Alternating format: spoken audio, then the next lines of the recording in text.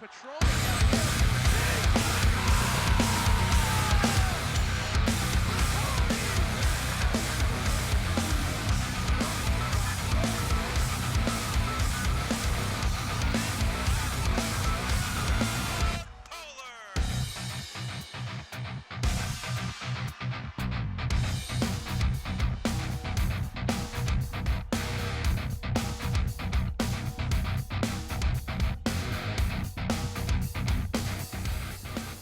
Hello everyone, and if you're Stillwater and North St. Paul, we meet again.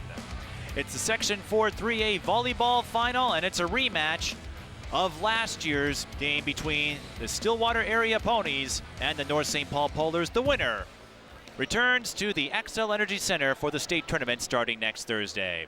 I'm Mike Peden alongside Ted LaRue. SEC borrowing us for the night. We've had a chance to see both teams though, Ted. Yep. Stillwater, the defending section champions. They have had a strong season. They are heavy favorites to return to state. Why is that? Well, you know, right now, Stillwater they've got it all in the middle. There's no question about that. Whether you look at Reese Kohler or Maddie Whittington, they've got it all in the middle. North St. Paul, the Metro East champions this year, they're going to have a tall task ahead of them. Although a big 24-2 record, they stand tall definitely in this conference. And the Polars haven't lost a conference game since 2015. And here's the Suburban East. Speaking of undefeated, Stillwater, we covered a few of their games. Yep. First undefeated season in conference play in some time. Clinched it with that big win over East Ridge.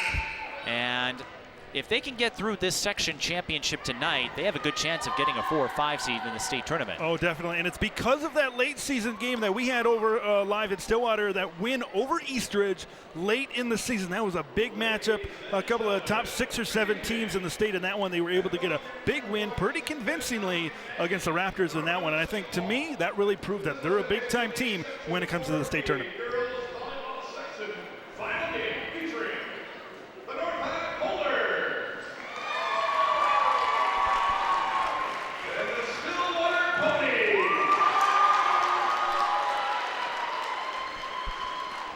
The introductions will take place in a moment.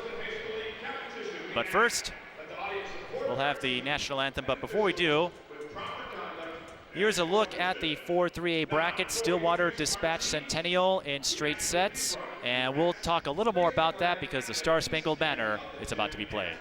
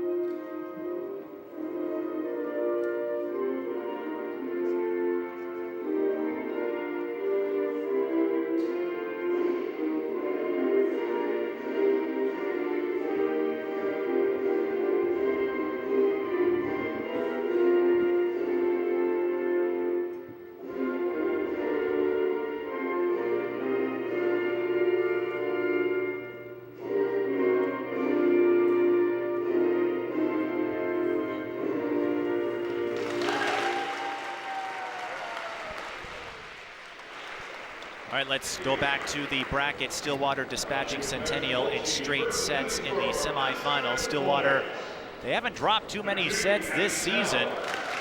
A lot of straight set wins. In fact, the win over Centennial was their 20th straight set victory of the season. And here's a look at some of those highlights. Yeah, this was a dominant performance by that Stillwater team, and it's really been a dominant performance by all season long. We see Maddie Whittington with the kill, and there's 3. Brooke Aschenbrenner has been, we've talked about it all year long in our broadcast, Mike. She's been great all season long, a 3-0 victory there in that semifinal. And you get one more look at Walsh to Aschenbrenner. Brooke covers the left side extremely well. North St. Paul needed 4 sets to take on Woodbury, and they needed 4 sets to dispatch Roseville. The two teams had met earlier in the season, a straight set win in that one for the Polars, but they have a big three as well. Maybe not as tall as the Ponies, but Selena Rodriguez, Yaisa Franco, and Lauren Stenman are the big hitters up front. They're going to have to get a big game tonight. I think a lot of people were kind of, once Roseville got that first set, it can maybe woke North St. Paul up a little bit. And as you kind of see, throughout, they were able to put 25 straight points on the board in those 3 sets, winning 3-1 over Roseville. But you mentioned those 3. They're going to have a big game tonight. They got to come out early. They got to get on Stillwater early. The key to competing with Stillwater, you got to get that advantage early, kind of get them back on their heels. And so these two teams meet again. They faced off in the regular season on October 12th. Stillwater won that one in straight sets, although they needed to work through a little adversity in set number 3. In the words of Pat Tynan, the assistant coach, he felt Stillwater relaxed after going down about 5 or 6 points and then closing it out in straight sets. But we can't extrapolate a regular season meeting and assume that will happen tonight. Right, yeah, this is playoffs. It's section final. Trip to the XL Energy Center is on the line. You can throw out what happened last year in this game. You can throw out what happened, a short time ago in the regular season. This is a brand new ball game, and both North St. Paul, both Stillwater, probably especially North St. Paul since they fell in those prior meetings that I've spoken about. They're going to throw everything out the window and bring everything at the Ponies tonight. Here's a look at the QRF rankings, and this seems a little unusual if you've been following the volleyball beat this season. North St. Paul ranked 5th, Stillwater ranked 9th. How the QRF takes everything into account, we're not sure, but North St. Paul only having 2 losses may have played a factor in it. But the section is rated by coaches' votes, so Stillwater got the 1, North St. Paul got the 2, with the head-to-head matchups factored in. That being said, the Polars won their first 20 games of the season before losing, and that's a pretty impressive mark. Yeah, it helps to get that 5th ranked spot in the QRF. They didn't lose a set in the first 10 games North St. Paul, the Polars, did in this season. The first set they gave up was against Minnetonka on September 22nd. Otherwise, straight sets all the way through from August 25th through September 22nd in that tournament day. But that's impressive right there, coming right off the bat, not losing a single set. That gets you that confidence, that dominance. So that's why they've kind of got up into a couple of these polls at top in the state. And speaking of polls, let's take a look at the max preps. North St. Paul ranked 7th, Stillwater 15th. If you go by the Coaches Association polls, Stillwater got the 6th spot. North St. Paul, I believe, finished 10th in the last poll. So it's really interesting to see how all the different ranking sites calculate wins, losses, performances. You mentioned North St. Paul dropping a set to Minnetonka. They were able to defeat the Skippers, and the Skippers a top 10 team. So we know this North St. Paul group can get it together against some of the bigger, taller teams. Yeah, and this is a taller team, no question about it. And we mentioned at the top of the broadcast, if you can at least, you're not going to stop Whittington. You're not going to stop Reese Kohler necessarily. It's just a matter of containing them, kind of limiting their opportunities, getting them on them early, and we'll see if the Polars can do that right here, right now. North St. Paul will serve to start this section final. They're wearing the red. Stillwater wearing their familiar home blacks. And the first point will go to the Polars on a hitting error from Lexi Olchin. Yeah, Olchin a little bit too strong going to that corner, trying to pin it right between the white lines there, but a little bit too much oomph on that one. And if you're the Polars, what you need is a big rally early. Here's Maddie Whittington down the middle, and she's almost automatic. That is classic Whittington. We've seen it almost 200 times this season, it seems. Whittington, you set her up in the middle, whether it's Walsh or another setter that gets her.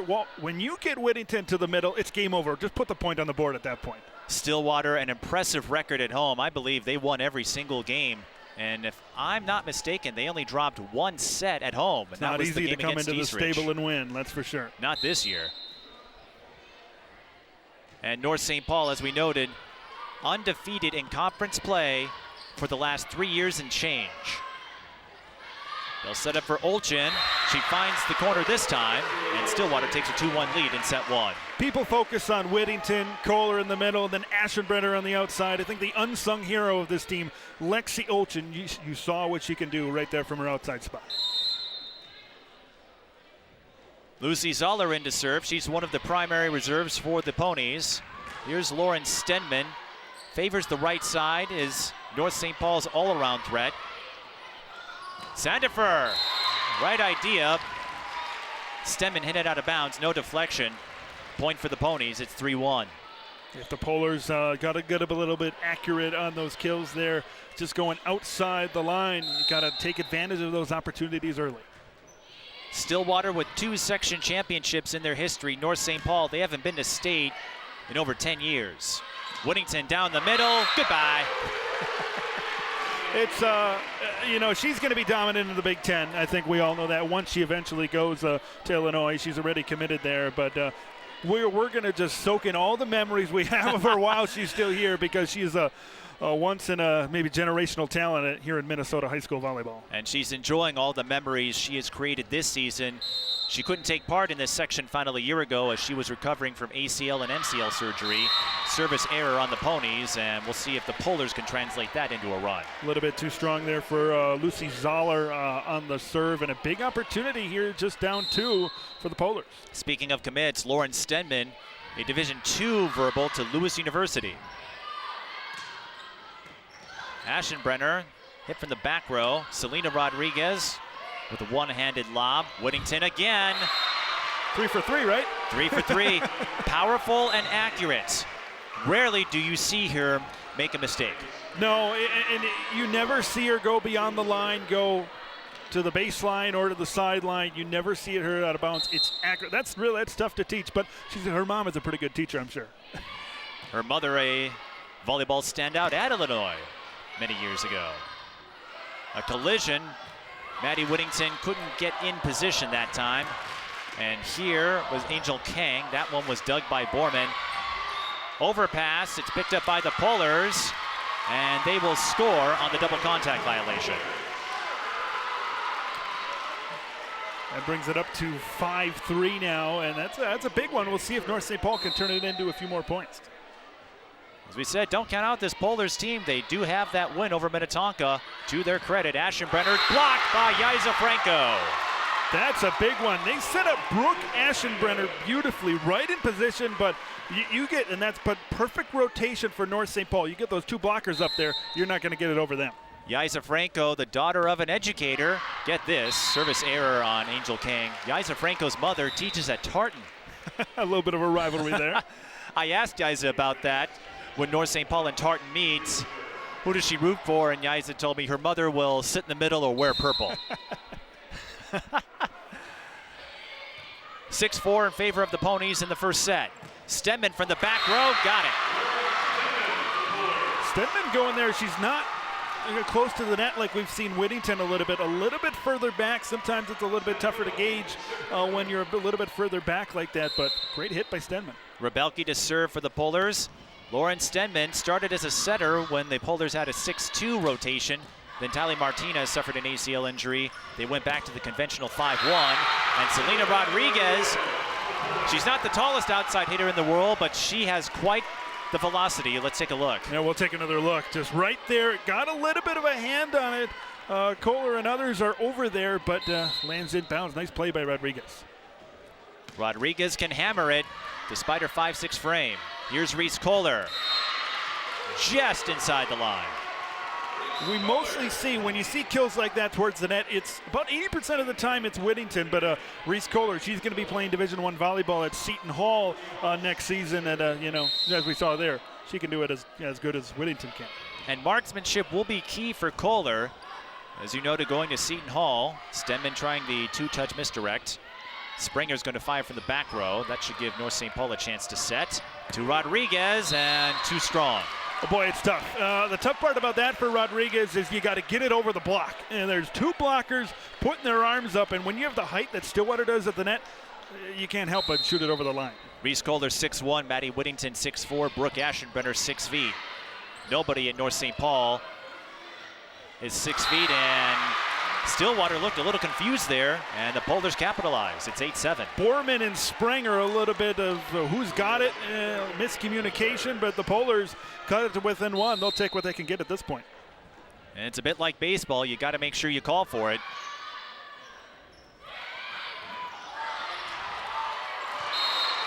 And A little unscripted, but Reese Kohler able to get the point on the running lob. We've been talking about the power, about the kills all night, but one thing we've seen all season long is sometimes Stillwater very good with the finesse as well. Kind of they're good at gauging when they have to tip it over. Brooke Aschenbrenner serving for the Ponies. Sandifer sets back to Rodriguez, who moves to the right side. Now she goes back to the left. Sandifer again, she's the primary setter. And Rodriguez with the teardrop. When we talk about the finesse for Stillwater, that's the finesse for North St. Paul. You get two big-time blockers over there. A nice little touch over. We'll take another look at it on the replay. Walsh hits it over. Perfectly set up for Rodriguez. Right over the blocker for the point. Stephanie Blanda, the North St. Paul coach, tells me Rodriguez has the highest IQ on this team. And Stillwater, they've got some intellects of their own as they score the point there. There's Stephanie Blanda in her second season as head coach. Basketball was her first sport, but she went on to play volleyball at St. Thomas, and the rest is history. She's done a pretty good job leading these teams in 2 years to 2 section championship games. And 2 conference titles with an unblemished record. Kang rejected. Rodriguez with the save. And we play on. Sydney Desjardins in the game for the Ponies. And Lexi Yolchin misfires there. North St. Paul, a fortuitous sequence. Yeah, a little bit of an unscripted thing, you know, just trying to, you know, things didn't go the way I think Stillwater planned on that one. They kind of had to rebound. Didn't go their way as they shot it out of bounds. Alexis King serving, the 5'5" junior.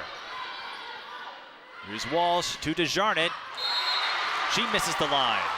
And we're tied at 10. You know, that's 2 in a row for Stillwater, and with rally scoring, that puts North St. Paul a tie game. It's going to be who commits the least errors that might win this one. In the first meeting between these two, Stillwater jumped out of the gate in that first set, and they jump out here to get the point. But if you're North St. Paul, this is what you want to do. You're the underdog. The longer you can hang with the big house, if you will, or the big man or big woman on campus, I should say, the more confidence you'll get. They're right where they want to be in a 1-point game. And that helps. Lucy Zoller with the service error. Now this is a big turning point. You know, we're almost halfway to that 25 mark, what it takes to win a set. If they can now, North St. Paul can take the lead, they'll take the momentum. Lauren Stenman serving. Picked up volleyball after reading it on a flyer. And that point will go to Stillwater as it was last touched by the Polars. Not very often you get a hand on a kill or an attempted kill by Maddie Whittington. They got there and they nearly landed in bounds. Point for North St. Paul, but that's got to help their confidence, at least kind of hanging with Whittington at the net there. It's not often that Whittington's hitting attempts are rejected. Sandifer to Yiza Franco. She scores off the block. Stillwater in great position over on that side. One thing I've seen from both teams, both teams have scouted each other very well. Blockers are in great position most of the time here tonight so far. They've scouted each other and they've seen each other. I think both coaches would tell you there are no secrets to be had. At this point in the season, when you've played 20-some-odd games, everybody knows what the other's going to do. It's all about execution. Play at the net, won by the Polars. Yiza Franco got the jump on Olivia Walsh. And that, I believe, for the first time tonight, Mike, puts the Polars out in front, and we'll see how they can handle this confidence boost here. Yes, it does. And they can't make use of it for now. Service error on Angel Kang. Yiza Franco on that last jump ball. Never satisfied with where she is. She's one of those folks that would tell you just because something works doesn't mean it can't be improved upon. She's always working on some element of her game, refining it year after year, and it's paid big dividends. And Lauren Stenman puts North St. Paul back in front. You know, we haven't seen her at the net a lot. You know, she kind of likes to hit it from that middle range on the court. It can make it tough to read sometimes for the defense, and she puts one away as the Polars lead by 1. Jenna Rebelke, the libero, serving for the Polars. Reese Kohler through the middle with the dig as Stenman goes high into the ceiling. And a free ball for the Ponies. They will set up for Aschenbrenner this time. Stenman with another up. Sandifer going with the misdirect. Picked up by Zoller. Kohler again. Point for the Polars. Kohler hit it out of bounds. And that has been an issue of hers throughout the season. One thing I've seen from North St. Paul, if they can get Stillwater on that second chance that third chance kind of a thing on a rally, they're going to have a good shot to get the point. And the Polars are up by 2. Kohler will try again, deflected. Sandifer goes left to Rodriguez. Off speed, falls for the point. That is Rodriguez has been the master at the finesse here this evening. She's done a great job. We'll take another look right here. She sees the block. 2 blockers going up. And just a nice little tap over, and we'll get a timeout. Timeout, Stillwater. You don't see them trailing often. 16-13. And here's a poll. There were a few more votes added since we posted this in the graphics, but Stillwater the favorites, and no surprise, they won the section last year, and that was without Maddie Whittington. And we mentioned the height, but North St. Paul, again, has the experience, and as you noted, at this point of the season, especially if you're facing a team a second time, it's often harder to beat them in consecutive matches because that first go-around, you at least have the advantage of surprise. This time, North St. Paul knows how to contain them a little more. See it in a lot of sports, whether it's college or professional football. When you get that rematch in the postseason, when it comes to the NFL, you get that third game in the postseason. It's tough to beat a team that many times. Now, Stillwater's been able to kind of beat them once, but, getting now North St. Paul. And I think the advantage for the Polars is that they played them so recently. It's not that they played them in the beginning of the season, maybe where Maddie Whittington was kind of getting her feet wet after the recovery from the injury. I think they played them so recently. I think that kind of helps North St. Paul to kind of know what they're going to get here tonight versus the Ponies. Ponies have dropped a total of 14 sets. And if you extrapolate that over 29 games, that's not a lot. But here are the Polars with a 3-point lead, make it 4 as Rodriguez converts on the overpass.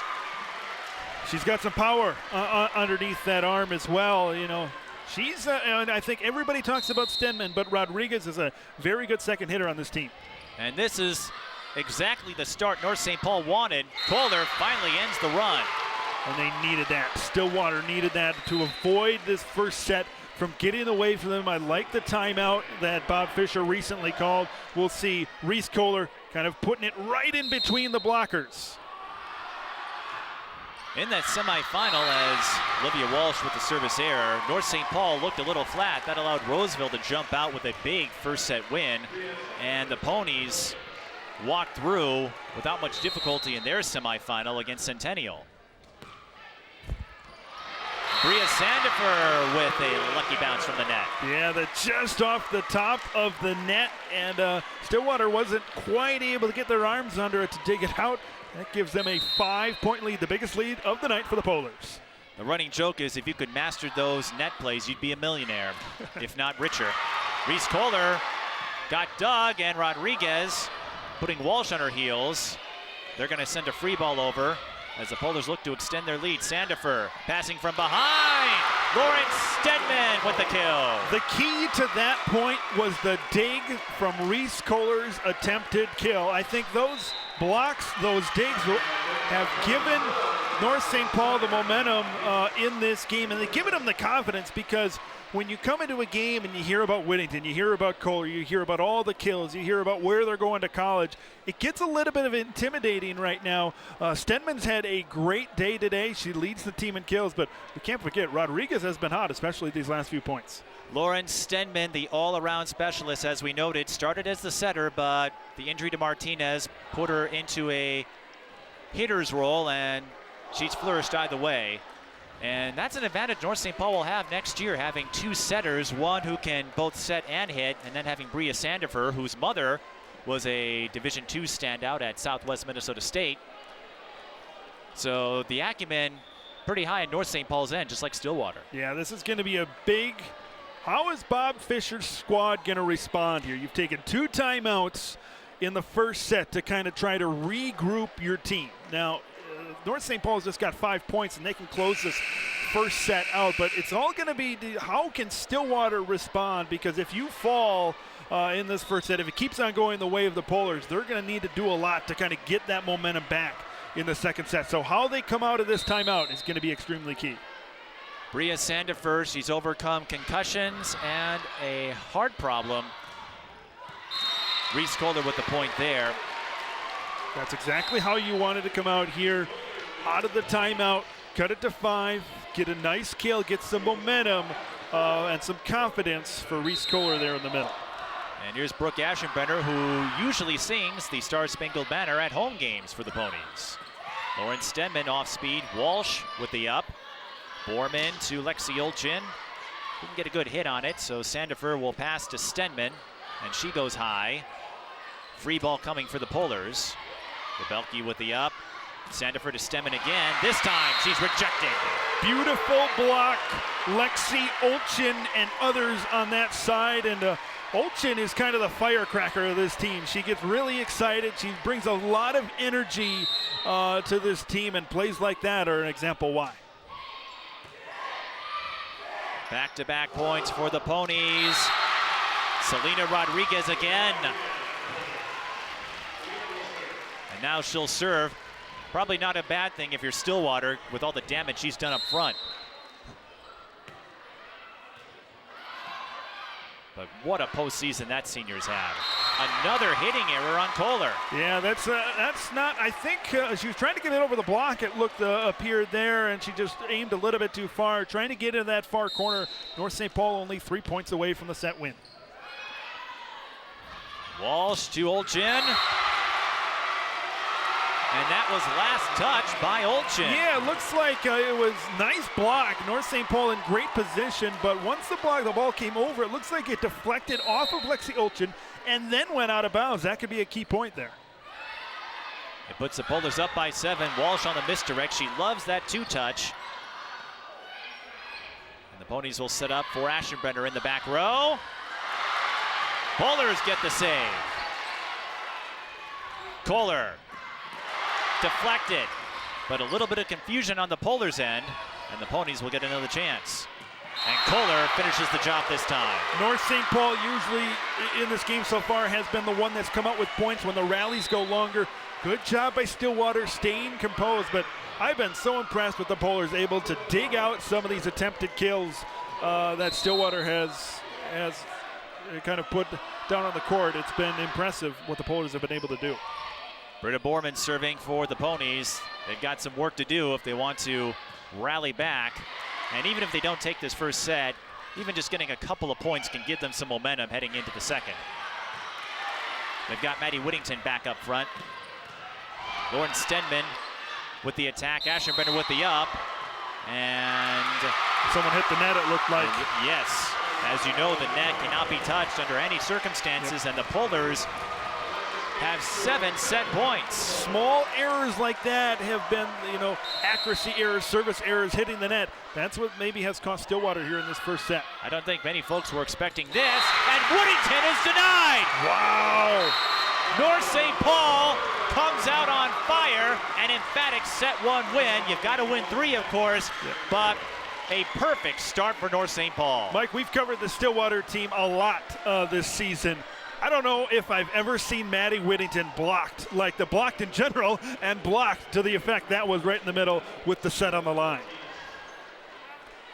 So the Polars take the first set. We've seen Stillwater bounce back from adversity before. You and I, of course, are there for that sensational win over Eastridge. That needed 4 sets. And we'll come back for set number 2 in a moment. You're watching high school volleyball on SEC Sports. When I was your age, I was just like you, fascinated by stars.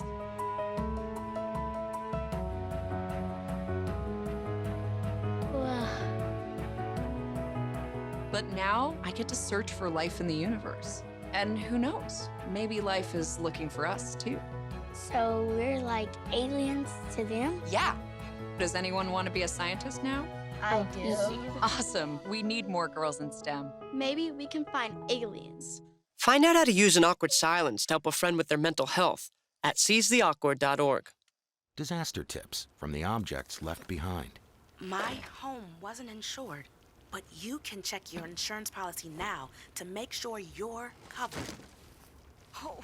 My savings are lost, but you can put money aside and plan for unexpected disaster costs. We're lost forever, but you can scan important documents now so they survive. For more tips on how to prepare, visit ready.gov. Hey, Dad. Hey, Dad. Do we have a gun? Why do you ask that, kiddo?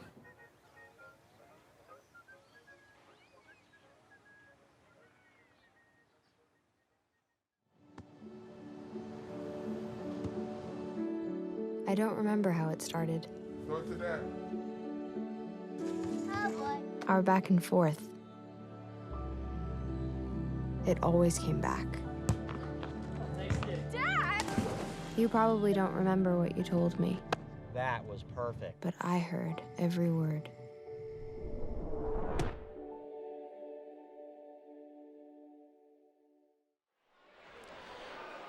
Mike Beaton and Ted LaRue back with you. Set number 2 about to start. The Polars up 1-0 in the Section 4 3A championship. The Ponies defending section champions, North St. Paul runner-up 1 year ago. And this North St. Paul team, even though they don't have the hardware that the Champlain Park or the Lakevilles or Egan schools of teams of that caliber, this Polars program over the years, no matter who's coaching, no matter who's on their roster, 21 seasons are an annual ritual for North St. Paul. They've always been right there, and you mentioned those teams at the top. In volleyball, it's kind of hard. You compare it maybe to the football side with teams like Totino Grace and Eden Prairie. They're at the very top. In volleyball, that's kind of like Champlain Park and Egan. It's hard to get to that level when you have those powerhouses right at the top. But North St. Paul, they've been there. They're just trying to look to get over the hump. And, Mike, we've kind of talked about it in terms of state soccer. But once you get to the state tournament, everybody's good, and anybody can win once you get to the XL Energy Center. We've been pretty busy on that front, haven't we? And we've got one more tomorrow. Been a lot of action here this fall, covering games in Stillwater. It's been a lot of fun. Pony programs successful coming off a record year last year in which they brought home 5 state titles and 15 section championships. If the Ponies win here tonight, it would equal their 5th section championship already this season for athletic teams on campus. We've joked that Stillwater Athletics finds a way to make our lives as hectic as possible. Ted, the sports director, and I help out a lot, of course, on Valley Access channels.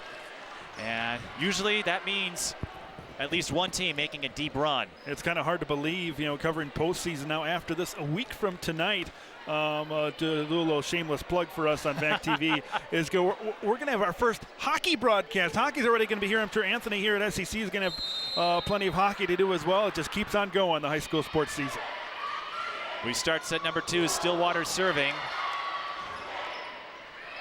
Of course, this being an untimed sport, the last thing the Ponies want to do is panic. And a point for the Polars on the double contact violation. Got to eliminate those small errors. I think that's what helped North St. Paul get the momentum in the first set. Hitting the net, accuracy, service errors, double contact, things like that. If Stillwater can take that out of their game, I think they'll have a good shot. Those unforced errors, something we've rarely seen to this level. And the Polars on fire, or as Dan Patrick would say, en fuego. En fuego, indeed. I believe that was Rodriguez in the middle, making the play once again. And that hits the antenna, so a point for the Ponies. This isn't baseball. It's not a fair ball. It doesn't count if it's in. Not here. And here's Lucy Zoller. Zoller sees a lot of playing time as a freshman, one of the beacons to look forward to on next year's team, and a hitting error on Franco. We're tied at 2 in set 2. Or as Chuck Woolery would say, we're at 2-2. You got all the references here tonight, don't you? Hey, you're calling the game. I had to prepare. I had to be ready for this. Sandiford to King. Stillwater with a chance to retaliate. And Lexi Olchin gets it to drop. Olchin once again, when the Ponies need a spark, she is there to provide it, whether it's blocking, whether it's on offense trying to get points. She's always there. She's that X factor, I like to say. When the Stillwater needs a point, she'll come up with it. Stenman gets the point for the Polars. We were discussing rivalries in the first set. Stillwater has a bridge between the two schools tonight. And I'll share that story after this point as Stenman serves. It's a low one. Borman able to get under it. Maddie Whittington, you bet. Plenty of space there. If she wanted to even kill it a little bit in front of her, there was plenty of space to put that one down. But Mike, I'm sitting down now for story time. Please do tell. Well, Reese Kohler, her mother Julie, is a special education teacher at North St. Paul. So you can imagine the emotion she's going through in a game like this. Knows a lot of the North St. Paul athletes, and of course, well known at Stillwater as the Polars score there. One thing that's kind of surprised me a little bit is we haven't heard a lot from Brooke Ashenbrenner so far. There's been a lot of games that we've done this season, that you've done a lot this season, is that she's had almost as many kills as those middle hitters on the inside. We'll see if she gets more involved here later on. And that's a good observation. Here's Maddie Whittington going off speed. Rodriguez with the up. Stenman from the back row. Zoller picks it up. Whittington with the hammer. King reads it. Rodriguez denied, and 5'6" going up against 6'4". That's a tough assignment. Yeah, that is tough in any arena with the height advantage there. Maybe a little bit of contact towards the net there, but the point goes to the Ponies, and we'll see if they can put together a rally. Kohler going in for Whittington. Reese Kohler, the most analytical athlete I have ever met. I've shared that story a few times. Stenman with the hitting error. Point for the Ponies. And if you're not sure what I'm talking about for the SEC fans, Reese Kohler gave me a detailed breakdown of her section final interview at this venue a year ago. I don't know of many players who break down not only their playing technique, but their interview technique. It's important to us as media types. Lauren Stenman clinks that one into the net. And now the Polars afflicted by unforced errors. Yeah, Ponies up by 3. I think they're doing well so far here, and we'll see if they can keep it up. The Ponies did need 4 sets a year ago to beat North St. Paul, so this isn't uncharted territory. Rodriguez. Olivia Walsh in there. I think Reese Kohler was over there. It's the first time we've called Olivia Walsh, and she's kind of pointing to herself like, me? Yeah, but she's right there. She's right at the net. Usually she sets things up in the middle for the hitters there, but Olivia Walsh doing a great job with the nice block. Ponies look a lot more relaxed now as they're up by 4. Sandiford to Rodriguez. Borman with the up. Ashenbrenner off speed. Stenman digs it. Rodriguez again, but I think somebody crossed the line. No double contact. It's always tough to see those double contact calls, and the Polars call the timeout. I give those volleyball officials credit because that ball's moving real fast. Let's take a look at the last point. We'll take another look at the replay. Good set across, and we see the double point. You can't really see it that well in the replay, so that even gives more credit to the official for that. But yeah, you got to have sharp eyes in this game if you're going to official, especially if you're kind of seeing down the line on the other side.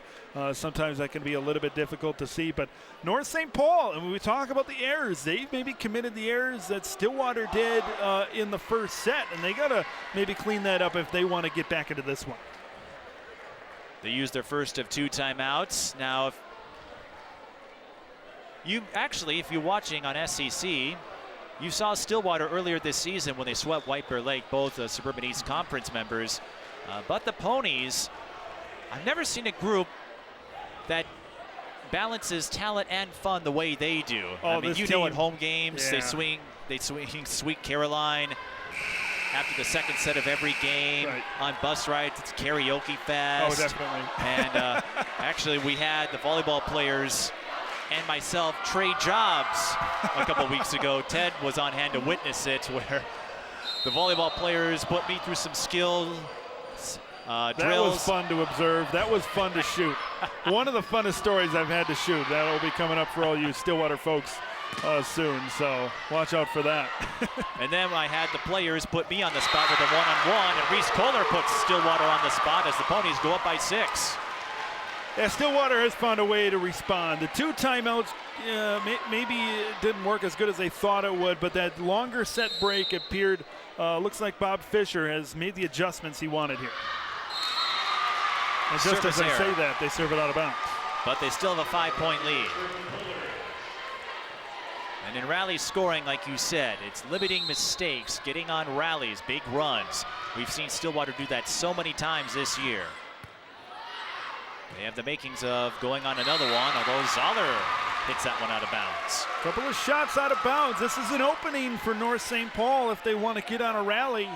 You know, now just a 10-6 game. We'll see if they can get back in it. Rebelke too far.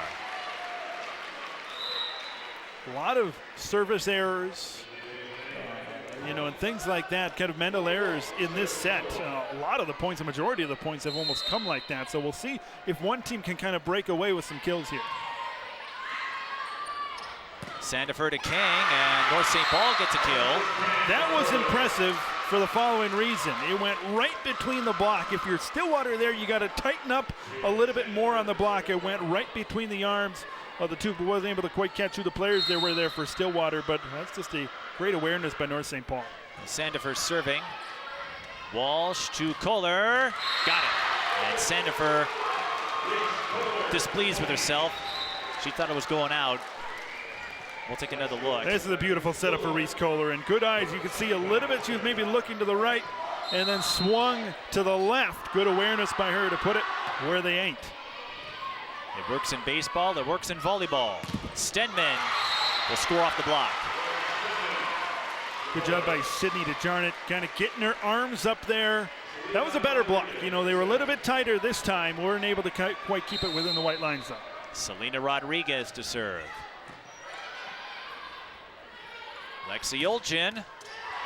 She's picked up by Angel Kang. And Stedman denied.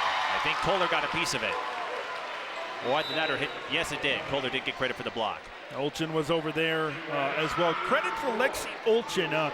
Could kind of see it on that last kill attempt. She kind of changed direction at the last point, was going to come down the line, but then hit it in the middle that allowed Stillwater to eventually get the point. Good eye by the Polars. A service error on Kate Raditz. And it will be Alexis Kang, the younger of the Kang sisters, to put it in play. Olchin with the swing. Got in. That stayed in there. Yaisa Franco sends it the other way. He's trying to set up Lexi over there on that side, but once again, North St. Paul, they just keep on hanging around here in set number 2. Yaisa Franco, an eloquent speaker. When I interviewed her for my feature on the Sports Pass show, Franco mentioned the importance of this volleyball program for female athletes in the school and in the community. She told me that while the culture is improving as Stedman gets the Polars 1 point closer, there's still some folks out there that aren't sold on the concept of women in sports, and Yaisa feels like she's part of a platform changing that narrative. 13-11 is the score. Maddie Whittington, she'd seen enough. Everybody shifting to one side. They maybe thought Whittington was going to go down the line. She kind of changes direction in midair. Too easy. Every time she'll hit that one. Part of an athletic family. Her father was an Olympic handballer. And as we noted before, her mother, an Illinois graduate. Walsh to Whittington. This time she swings to the right. North St. Paul picks it up. Stedman is rejected. Beautiful block over there. After the Whittington kill attempt, they kind of had to recircle, had to regroup. They did an excellent job getting into position and allowing the block to land in bounds. And you see just how pumped Maddie Whittington is.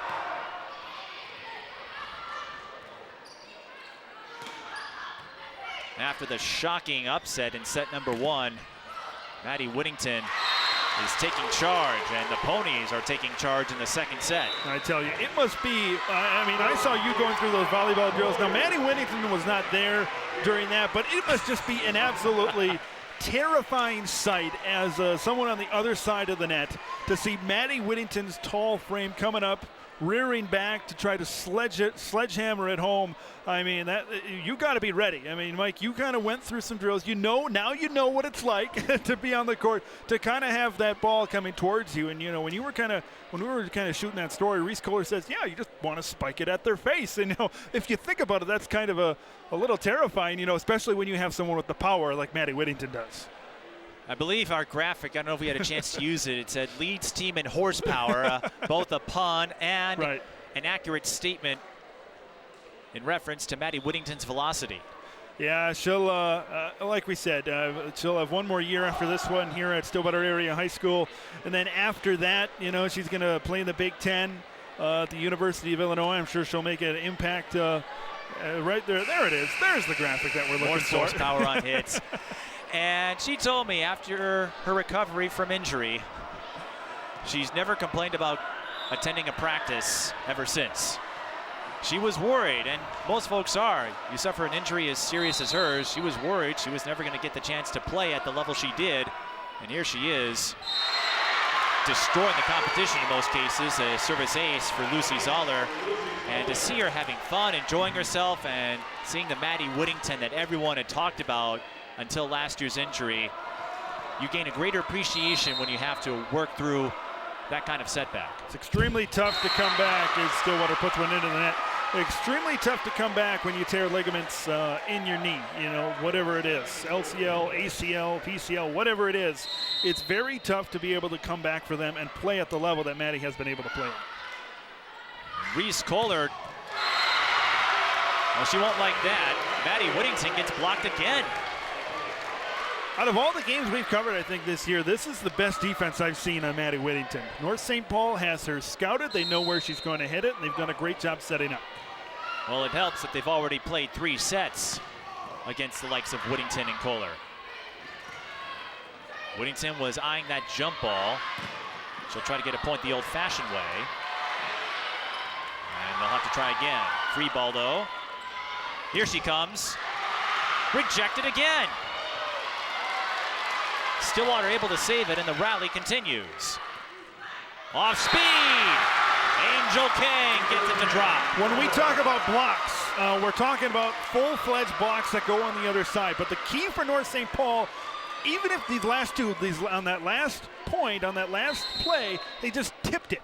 They tipped Maddie Whittington, and it allows their other players to get into position to continue with the rally and get the point. And a hitting error on the ponies. The Boulders are back within 2. And in a sport as fast-paced as this, those deflections are so crucial because you don't have much time to react. Stillwater calls a timeout.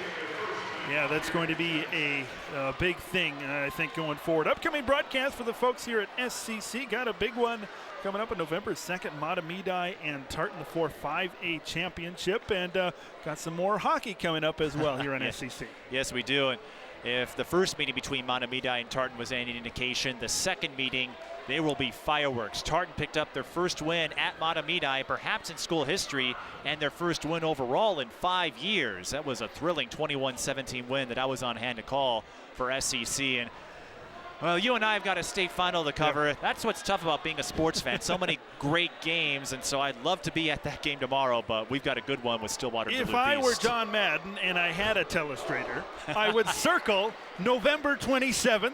The school that we cover is Stillwater taking on North Tartan at the Tartan Arena. There it is. Thank you. There it is. I don't quite have the boom. There it is. I can't quite circle that on November 27th. But Stillwater, North Tartan last year, I believe that was the first hockey game we did. We did that one together. Yes. Now, for those of you folks who don't know, we don't call many games together. I know we cover a lot, but we usually do different sports. But that Stillwater North Tartan game, 1-1 tie, I believe, last year, should be a good one at the Tartan Arena. And you'll see a couple of crossovers. Ponies score on that point, and they needed it. A couple of crossovers from Stillwater Girls Soccer, who just finished up their 2018 season, ending in 4th place. But it was a couple steps farther than a year ago when they were knocked out in the section semifinals. So much progress for the girls soccer team, and another point for the Ponies on the double contact call. Just when it looks like the Polars are threatening in the second set, unforced errors hampered their efforts. Yeah, it seems like that's been a motto for both teams here today. The team that's going to commit the least amount of errors probably going to win this one. Sandifer to Franco. Goes back to the North St. Paul side. Stenman has to bat over a free ball. Maddie Whittington. Good afternoon, good evening, and good night. Boom, there it is. And boom goes the dynamite. See, I can do sportscaster references too. Right in the middle there, right between the two. Maddie Whittington putting it right where she needs to get the point. If you're keeping score, Ted and I worked in 3 references on one play. Although you went on the sportscasting route, and I went on the pop culture side, and North St. Paul goes on the right side to get the point. That was Angel Kang, who rotates back to serve. Yeah, we'll see. Stillwater just 5 points away here from victory. North St. Paul, it's got to be now or never here in set 2. And that's not going to help matters, a service error.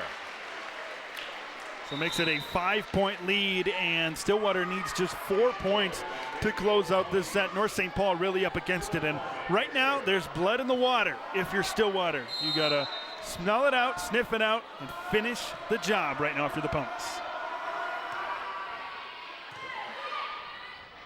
Sandifer to Franco, off speed, she gets it to drop. Great redirection. Yeah, she was aiming one way, and then she kind of tipped it towards the opposite side because there were no blockers there, and it cuts it to 4.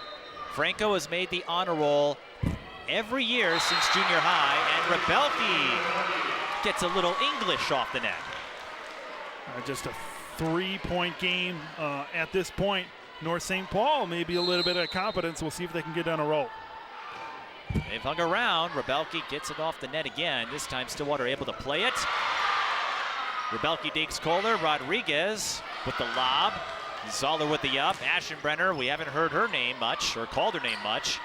Rodriguez got it off of Stillwater, and it's a 2-point set again. That all started with the great dig by Rebelki of North St. Paul. Reese Kohler trying to hammer it home in the middle, but Rebelki with a beautiful dig to kind of keep it alive, and she's involved on the play for the point.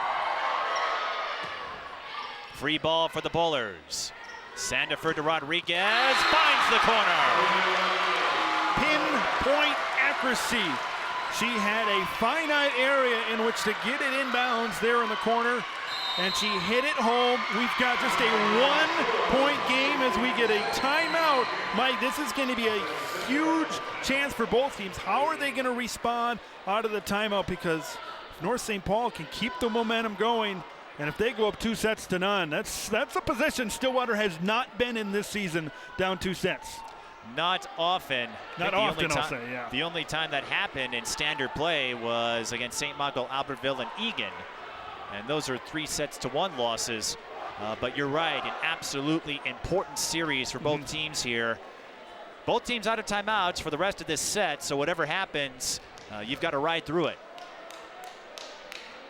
Yeah, we'll see what they could do here. And like I said, this is going to be a big one. It all started Stillwater, seemed like the better team. They were in control here in the second set. But right now, North St. Paul, they're coming back. Students are raring to go on the polar side right now. Both student sections have kind of come out here. Boy, the students on the Stillwater side, they've had a lot of events to go to here in about the last week. You know, soccer state tournament, volleyball games, a lot going on, of course. It's that time of year where it's kind of the crossover between fall and winter, especially the teams that are in state championships. And we know the Polars, or I should say the Pony student section, has at least one more, and Reese Kohler comes out of the timeout with authority. And that's exactly what Stillwater needed to do if they wanted to come out big here. And Reese Kohler hammering it home and giving the Ponies a little bit of a cushion. 22-20.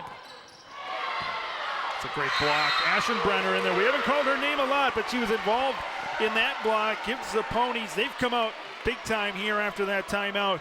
The kill, and now the block. Brooke Aschenbrenner involved on the play. As you noted, an important series here. Ponies 2 points away. This isn't technically a must-win set, but the Ponies absolutely could use it. Sandifer to Rodriguez. She's blocked a second time, and that hit the antenna. 4 hits. It looked like Stillwater was going to get the point anyway. They were doing a great job defending at the net, getting their arms up. You take a look for Stillwater. Sydney DeJarnett was in on the play. After the timeout, the Ponies have scored 3 in a row, and they've got 4 set points. And they won't need them. Stedman with the hitting error, and the Ponies can exhale for the moment. We're going to need at least 2 more sets to settle this, as we're even at 1. Big finish. After the timeout, Stillwater did not surrender a single point. 4-0 the score after the timeout. That's a big way to finish right here. If you're the Ponies, Bob Fisher's got to be happy on how his team finished that set. Now you're 1-1. Stillwater's got the confidence. They seem to play better through that second set. North St. Paul, I believe, played better in the first, now the second. This is going to be a big third set.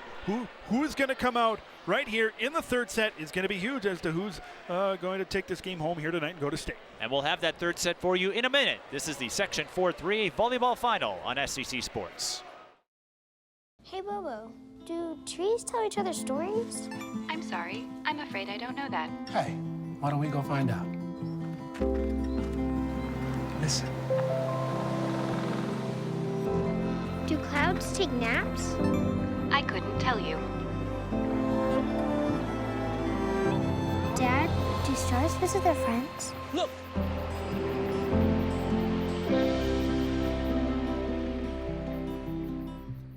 Disaster tips from the objects left behind. My home wasn't insured, but you can check your insurance policy now to make sure you're covered. Oh. My savings are lost, but you can put money aside and plan for unexpected disaster costs. We're lost forever, but you can scan important documents now so they survive. For more tips on how to prepare, visit ready.gov. I'll be right back. Hi. You think you're probably sober? Yeah. But you're thinking about taking the back roads home, just in case. If you're probably sober, then why would you do that?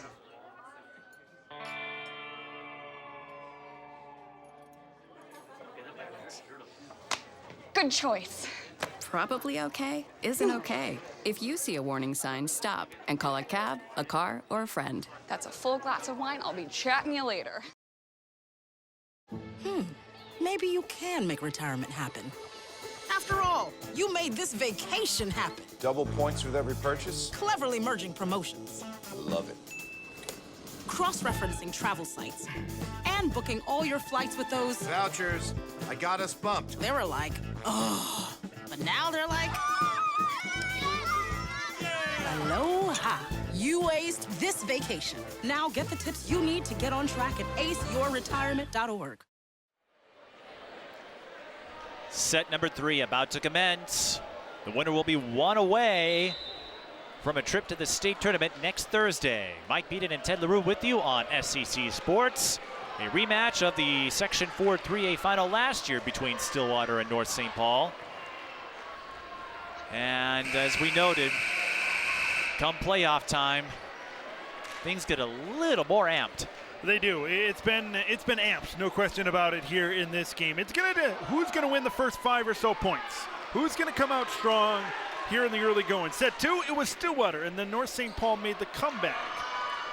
Set 1, it went North St. Paul's way. So who is going to start quick could determine who wins set number 3 and who takes the advantage, and maybe is playing at the XL Energy Center next week.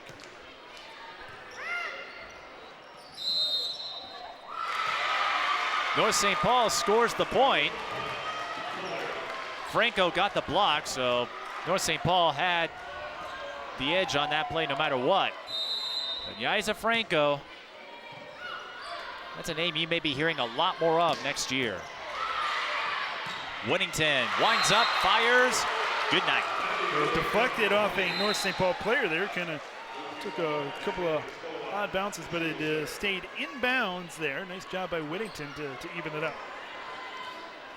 If you're curious, North St. Paul, if they get through the state, they would likely be unseeded. Stillwater playing for a 4 or 5 line, which doesn't really change much in the quarterfinal round, but that's what's at stake for these two. Maddie Whittington We've seen her power on hits. That time we saw her discipline on blocks. Yeah, we talked about what would happen if they go down 2 sets. Only 4 times this year, Stillwater has lost 2 or more sets. They hit a rough patch at a weekend tournament. They hit a rough patch there as Lexi Olchin hits that one wide. Yeah, you take a look at this Ponies team. You look at the losses this season. Lost to Egan, that's a state powerhouse. You lost to Champlain Park twice. I mean, those 3 losses alone are probably the 2 top teams in the state. So they played some great teams this year. And don't forget the Lakeville schools. Maddie Whittington showing some finesse on that play. Lakeville North, the defending champions in Class 3A, and they'll play Lakeville South in the Section 1 3A final. And that will be an epic showdown. Both Lakeville schools were in the top 5 in the final poll of the season. It seems like schools in Lakeville are they're good at a lot of stuff. Lakeville North, one of the top teams, probably the top team in football this season, top team in the state. Lakeville South got a first win round in football, and they're good at a lot of stuff. They're one of those schools that any state tournament you go to, it's a good chance you'll see a Lakeville school. We saw that in soccer twice. Stillwater and Lakeville North, and I guess we can't complain too much because Stillwater, a lot of their teams seemingly make state every year. North St. Paul wins that marathon of a rally. That was a great dig off Maddie Whittington. Maddie Whittington, when she has room to run, approach, swing back with that velocity that she has in her arms and follow through, it's not very often you dig it out, but we've said that a lot here tonight. Credit to the Polars and credit to the scouting that they've been able to have, as it looks like they'll get another point here. Net violation on Olivia Walsh. As we noted, Stillwater's rough patch came at the Apple Valley tournament when they lost to Prior Lake and Hopkins. Both schools not at the caliber they once were, but they bounced back and picked up some big wins as the season went along. That Eastridge victory, a statement, hitting error on the Polars. That allowed them to take the conference, and I think that's something the return of Maddie Whittington has done for this program. They were good a year ago. They got to state without her, but having her anchor the middle has given them so much more to work with. It's just completed their team here this season, having Maddie Whittington around. But that trip to state last season really shows just how deep this team is as well. Yaisa Franco with a little misdirection. We've seen a lot of that tonight. Both teams have been able to read the players at the net. They see they're lining up. Got a couple of blockers in one area, they'll go the other way, be able to change on a dime. Well, this is a team that doesn't have anyone above 6 feet. But they're finding a way to put the Polars on the map, and a lift violation is called, and that's unfortunate because it looked like the Polars were going to score another point. Yeah, and you talk about that height advantage. You got 6'2" Reese Kohler, 6'4" Maddie Whittington. I mean, it's not very often. We're going to continue to do volleyball. A bunch of media outlets are going to continue to do volleyball, but it's not very often you see a 6'4" volleyball player. But North St. Paul has been able to contain Maddie Whittington here tonight. Whittington has broken out for a few points, and Selena Rodriguez commits the hitting error. Been pretty even here in set 3. It's really hard to determine. I mentioned at the top of this set, who's going to be the first to 5. You know, right now it's 6-5. Both teams kind of trading points here. Just like the first set, before North St. Paul was able to inch their way forward. And Rodriguez leaves that one a little too soft. Yeah, she alligator armed it a little bit. Kind of wanted to slowly tap it over the block there, but kind of underestimated just how much she needed. We were discussing the student sections earlier. We noted one athlete who's straddling both sides as Alexis King scores off the block. And that would be Alexis Pratt, who went to North St. Paul, or played for them as a 7th and 8th grader, and she's sitting in the middle between both student sections. Of course, she plays for the Stillwater basketball team and track now, but an amazing athlete you're going to get to hear a lot of as we move to the winter. And Selena Rodriguez making her name heard. Taps down the overpass. Sydney Desjardins is there for the up, and Aschenbrenner follows up. She's rejected. Walsh to Kohler. Just got it in right in the corner. And Angel Kang caught out of position, ducked out of the way, and she assumes responsibility for it. For Stillwater, if they want to win this and perhaps make an extended postseason run, I really think consistency out of Reese Kohler is going to be the key. Yeah, if Reese can play well, because you know you've got Maddie Whittington, you know she's going to lead the way in terms of kills, but then if you got Reese playing just as well, that's double trouble for the opponent. Well, we've seen that. We've seen an outstanding performance from Selena Rodriguez, but Stillwater, we know Maddie Whittington's consistent. Brooke Aschenbrenner, she's almost on the money from the left side. Reese Kohler seems to be that wild card. We know she can put it down, but she's got to find her location. And she finds it there. Yeah, it's a pretty good play there. And yeah, she's one of those players, you know, obviously she'll be playing Division I volleyball next year, as we mentioned earlier in the broadcast. But she's one of those players, she'll kind of lull you. She won't get points for a little bit, but then she'll come back out of nowhere. So she's one of those players that kind of lays in the weeds sometimes and then comes up out of nowhere. Britta Borman, I believe that's our first ace. Yeah, that's a nice placement, kind of putting it in front of those hitters in the back. A nice play to give the Ponies a 3-point lead. Britta Borman, the 5'5" libero. Not a name you hear called much with the power up front. But she's been an outstanding defensive specialist, and Lauren Stedman drops the hammer. That is a textbook kill.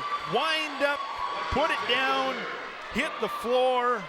That's exactly how they draw it up in the volleyball dictionary. You could say Lauren Stedman had a perfect view to a kill on that one. There it is. And here's Yaisa Franco. Couldn't quite get the contact on it. Desjardins deflected and punched up by Kang. Right into Stillwater's hands, and Maddie Whittington hit the net. You don't see her miss the mark like that. There's been a lot of things that say, well, you don't see that, you don't see that. What do we got for the counter on that? We're at 5, 6, 7. There's been a lot of first-timers here tonight.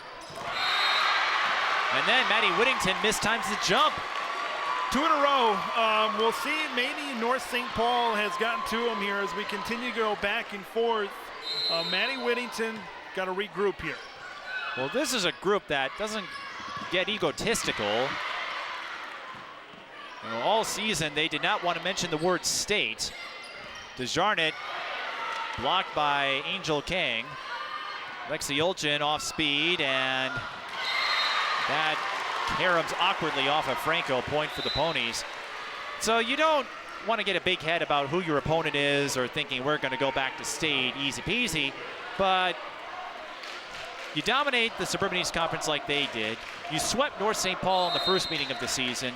I mean, you're probably going in with a lot of confidence, and the Polars take that first set from you, and now you've had to work a little harder for it.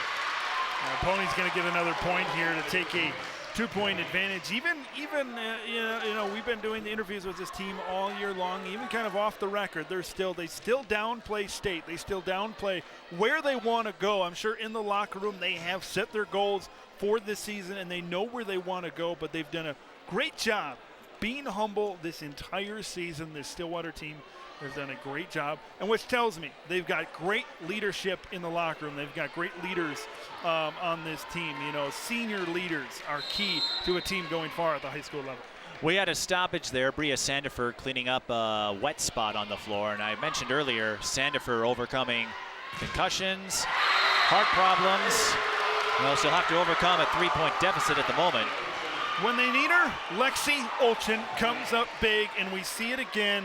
She's a part of that block, and a beautiful block as it is, to give the Ponies a 3-point cushion. So to finish up the story on Sandifer, you know, what kept her coming back was her love for the sport. And she credits her mother as a role model, and Stillwater looking like their old selves now. Saw a little bit of hesitation there from Maddie Whittington. I think that was, and we'll see it right here. See a little bit, boom, he kind of stutters her feet a little bit, hesitation. It allowed her to kind of think twice, and she put it in the back right in front of the corner. Maybe not a bad idea after a couple of whiffs in recent plays. Get reset. Didn't whip that one. Focus. No. She was all over it. You and I are spoiled. We've got another year of this. It's going to be fun watching her grow just to see how dominant she can be. But they got a lot of obstacles still in their way. Just wait until she gets into the Big Ten. Murderer's row in volleyball. Angel Kang scores for the Polars. And I'll explain that. Well, let's take a look at that replay. We'll take another look. Setting to the other side. A little bit long, but you mentioned playing in the Big Ten, which Maddie will do. You got to play the likes of Nebraska, Minnesota, Penn State, Wisconsin. I mean, those are teams that you mentioned that are in the national conversation, winning national championships, especially as of late. Every year, at least half the conference is ranked. I know Purdue's up there. Yep. Michigan State had some solid teams, and even Ohio State for a time. Talk about a jump for Maddie Whittington.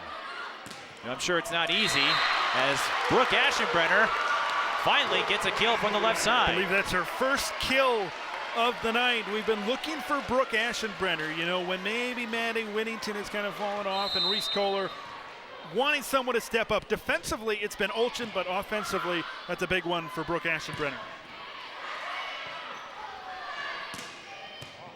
Aschenbrenner almost got another one, but Rebelke was there for the up.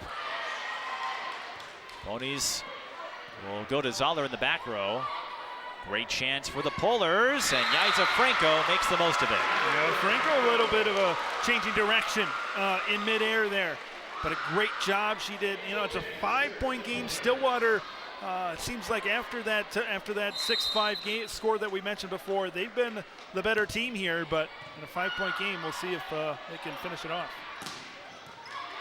Brooke Aschenbrenner had to dovetail to the left side, and that ball somehow gets over the net. And all that does is set up Maddie Whittington for another 88-mile-an-hour spike. At least. One thing that they did on the last two plays, though, they're setting up Brooke Aschenbrenner more. And but you know, we can see it here, the set. Whittington, no one's going to stop that. Nobody. Shaquille O'Neal's not going to stop that. It's a good thing Maddie Whittington didn't have me go through any up drills. Otherwise, I don't think I'd have a face.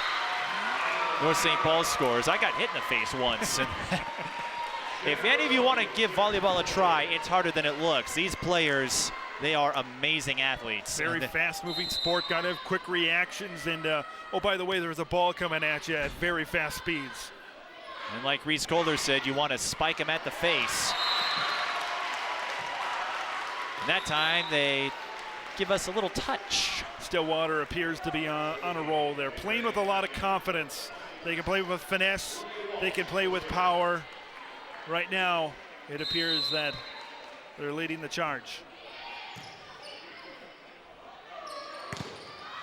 Not a lot of history for the Ponies. Alexis Kang scores off the block. Just 2 section titles, 2009 and last year. But sometimes when you build a culture, it's an incremental process. Yeah, you talk about culture, and a couple of the women's programs at Stillwater, volleyball, girls basketball, you know, maybe they don't have the richest history as some teams out of the big schools in the state of Minnesota and the metro area, but those two teams at Stillwater have really come on as of late. Lauren Stenman gets it to fall, and well, speaking of teams that have come on strong, I guess we can't ignore softball in their state championship run last year. Yeah, and they're a great young team, head coached by Bob Beadle. They're gonna have a lot more success in the coming years. 20-15, our score in the third set.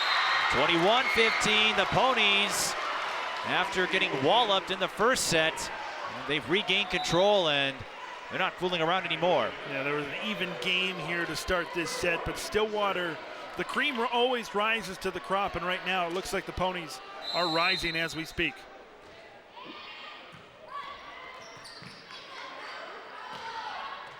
North St. Paul not getting a lot of good hits off on the attacking end.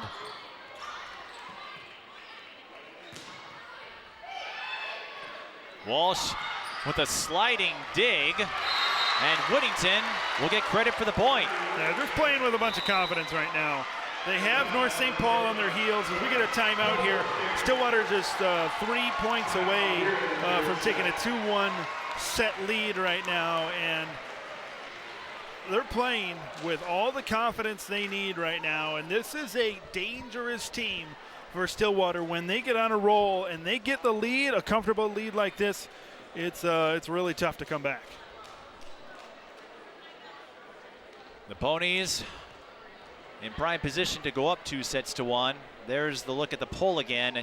It changed somewhat. It was 68-32 the last time I got a look at it, but if you talk to both coaches, neither side is going to look past the other.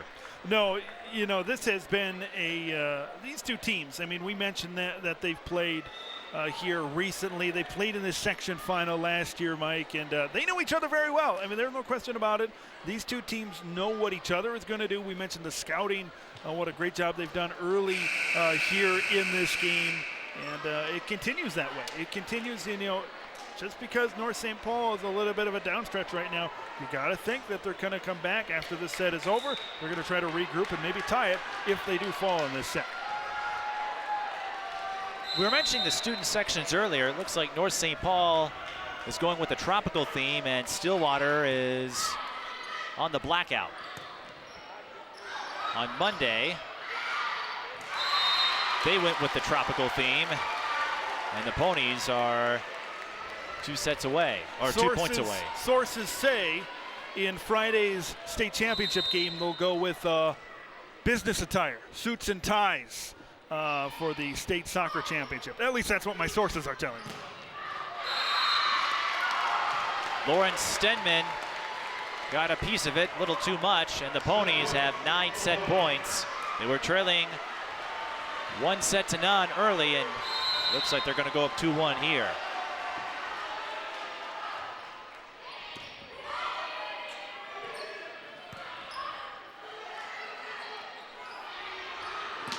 The Pony volleyball athletes have spoken fondly about the support they get from their fellow classmates.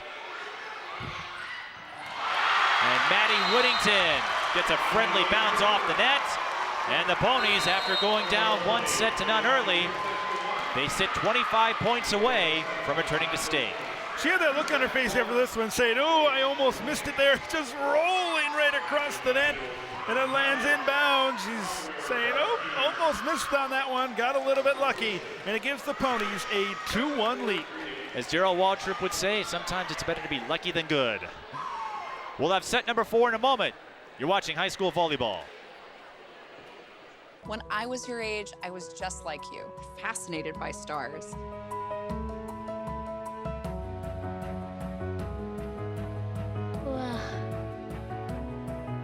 But now I get to search for life in the universe.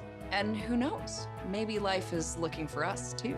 So we're like aliens to them? Yeah. Does anyone want to be a scientist now?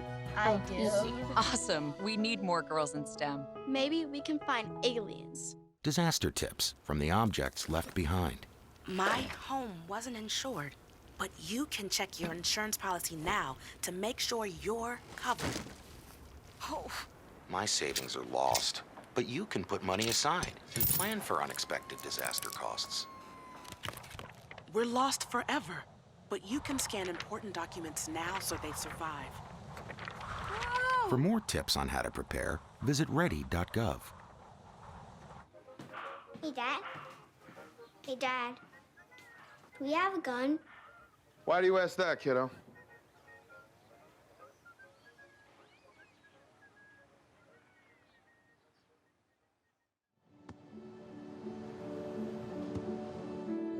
I don't remember how it started.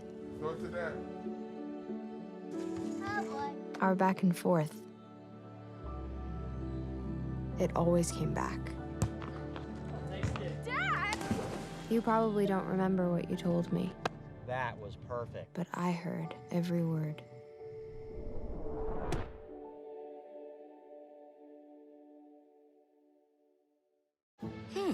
Maybe you can make retirement happen. After all, you made this vacation happen, Double points with every purchase? cleverly merging promotions. Love it. cross-referencing travel sites, and booking all your flights with those vouchers. I got us bumped. They were like, oh, but now they're like, aloha. You aced this vacation. Now get the tips you need to get on track at aceyourretirement.org.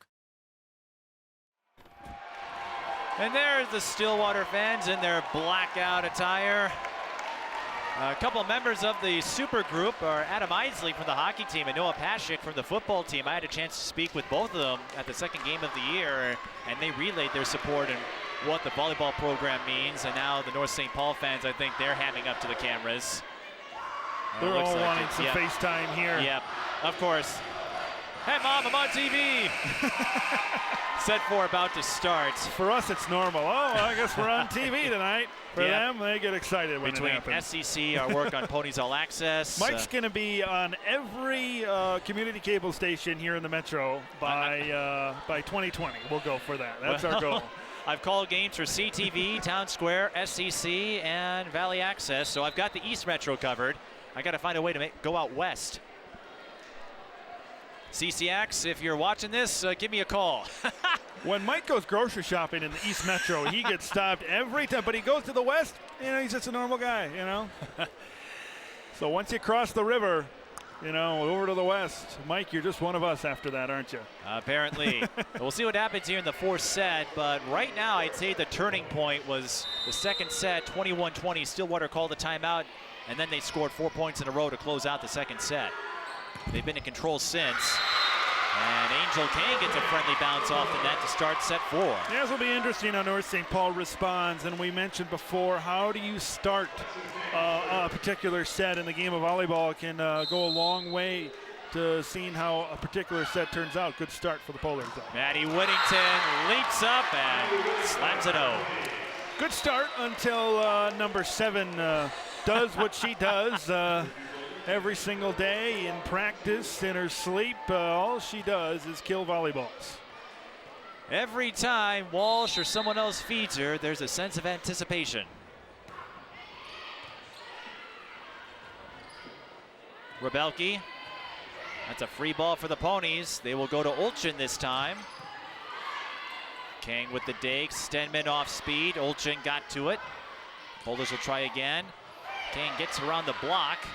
Maddie Whittington again. That point was all Lexi Olchin. She had 3 contacts on that play, a block, a couple of tips to keep it alive, and she allowed it to kind of eventually cycle back around to Maddie Whittington. She gets the point.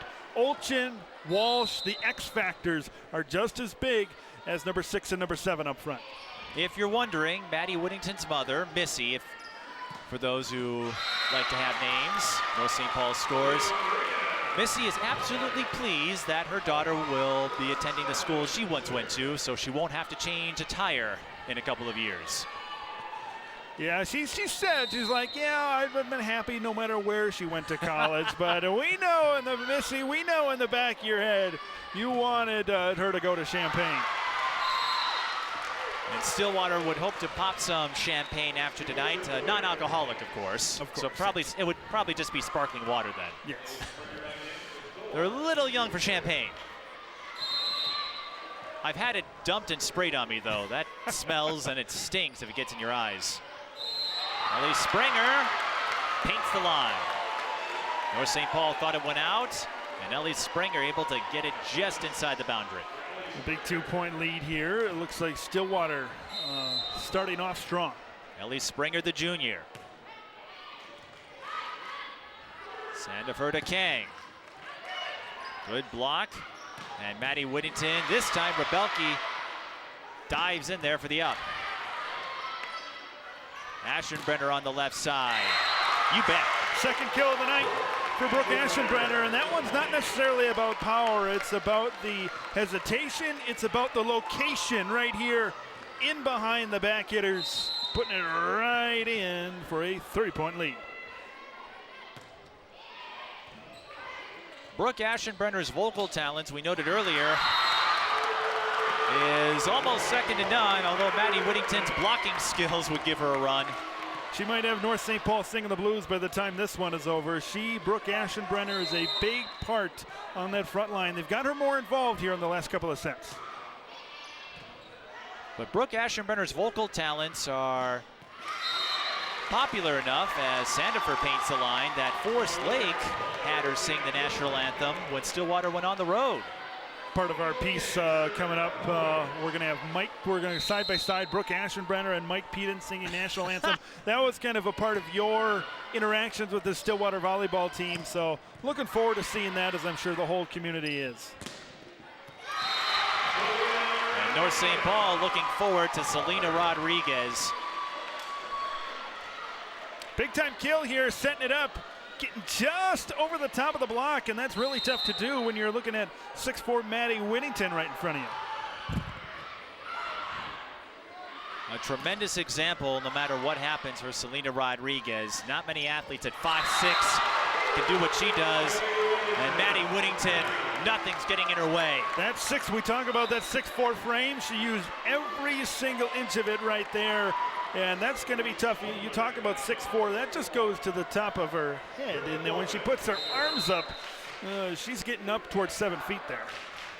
She's had a couple of miscues, but I don't think I've seen anyone as locked in as Maddie. A service ace for the Ponies, and they are running on all cylinders. And this Pony team looks locked in right now. They know what they have in front of them. They can see the Wild logo. They can see the XL Energy Center right in front of them.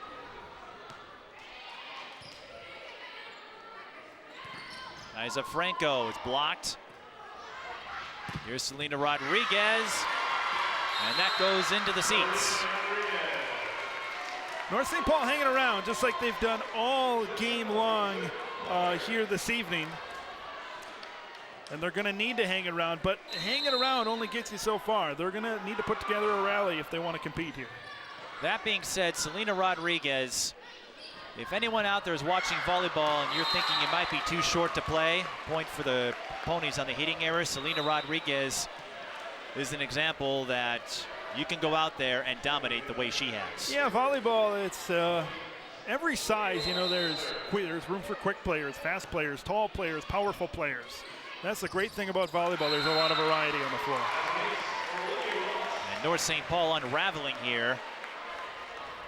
Another ace for the Ponies, this time going to Olivia Walsh. Olivia Walsh, another one of those unsung heroes, another X factor on this team.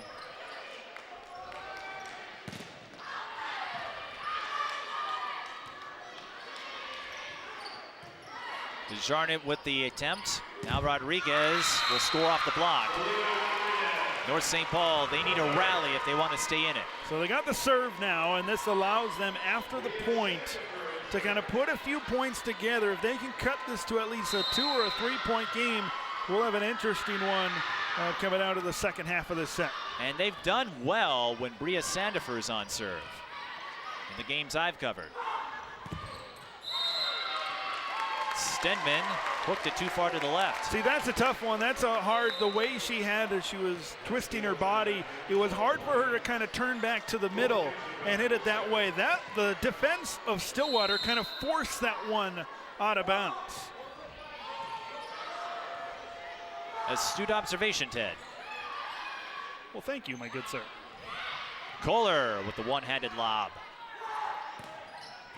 Stenman to Walsh. Foreman will set up for Olchin. And she's blocked by Stenman. Yeah, that's a nice block there. And that'll give the Polars the ball back, trailing by 4. And once again, they have the ball. Time for a rally. 11-7. Olchin again. Rebelke with the up.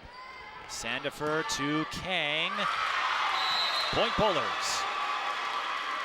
So they get the ball, and now they get the point. We'll take another look at it. A nice setup, a deflection here. Going off of Olchin and out of bounds to the scorer's table. Allows North St. Paul to get within striking distance. Side note, the guy operating the scoreboard as North St. Paul adds another point on the hitting error is the head coach of the badminton team here at Washington. You never knew who you're going to run into, are you? And the guy next to him is Michael Zamacona, who does a lot of public address announcing work throughout the Metro, high school, and the MIAC. Does some announcing too. He's pretty good at it. Another block and a point for the Polars here. And there they are, the dream team, right, Mike? Well, Mike and I have called a few games together, and when we do, we call ourselves the real Mike and Mike. He's a big sports nut. If it's a sport, man or woman, he's there. And the Polars have cut a 5-point deficit to 1. And we're tied. I thought that was in, but Reese Kohler just missed the mark. Close call on the back line, and now we got ourselves a tie game, and now we got ourselves a timeout. So this is going to be an interesting play. How do you get out of this? Obviously, North St. Paul has the momentum right now, and they're feeling pretty good. But how are they going to come out of this timeout? You know, we're nearly halfway through this set right now, so how they come out of this will determine a lot. Obviously, if Stillwater is able to get this set, they get the game. If you joined us late, if you're watching this on television, Stillwater was in a similar pinch in set number 2. They had their lead cut to 1, 21-20. They called timeout, scored 4 straight points to win the second set. They now hold a 2-1 advantage. We'll see if precedent goes in their favor. Yeah, and coming out of timeouts, a lot of it depends on how you come out.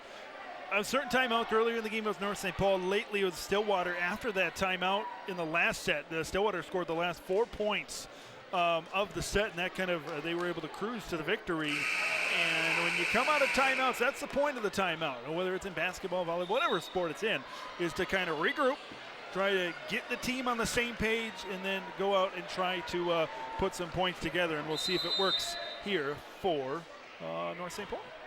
Rodriguez to serve, 11-11 the score. And Desjardins gets the deflection. Or double contact is the official ruling. Things happen quickly there, and sometimes it's officials got to take the heat, but it is going to be a Stillwater point. Lucky break because it looked like Desjardins still was going to go out of bounds, but North St. Paul answers right back. Right in the middle. That's a beautiful kill right between the blockers. A lot of times it's tough to go over, especially when you got the height that Stillwater does. For North St. Paul, if you can get accuracy, you can get between the blockers, you're going to have a good shot. Alexis Kang goes into the net.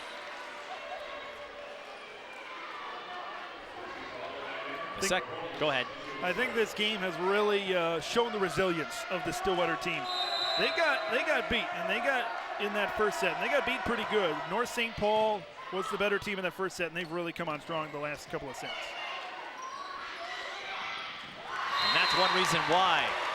I've seen Maddie Whittington throughout the season, and she's always been stellar, but I've never seen her as locked in as she is tonight. She's been tested tonight. I don't think there's any doubt about this. This is maybe you take out Egan and Champlain Park. This is maybe one of the top defenses she's faced and one of the toughest challenges maybe she's faced all year long, and she's done a great job responding through adversity.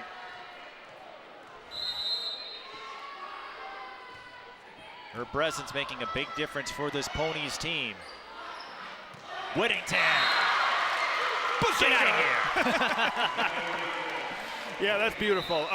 When she's able to get up and when she's able to rise above the defenders, I mean, no one's going to be as tall as she is.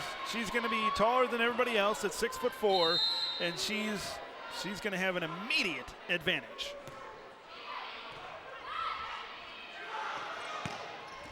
During her recovery, her teammates played a big part in sustaining her morale. Reese Kohler in particular shared a few stories about keeping Whittington's spirits up, passing her the ball on plays, doing whatever they could to make her think about anything but recovery. And North St. Paul thinking about recovering from this deficit to force a 5th set. Nice recovery. Once again, going between the blocks, going between Aschenbrenner and Whittington. If you're Stillwater, the one thing, if I'm Bob Fisher, I'm preaching, get together when you go up for the block. Yaisa Franco will get credit for that. Stillwater out of position. Free ball for the Polars. Rodriguez. That may have got into the net, and it did.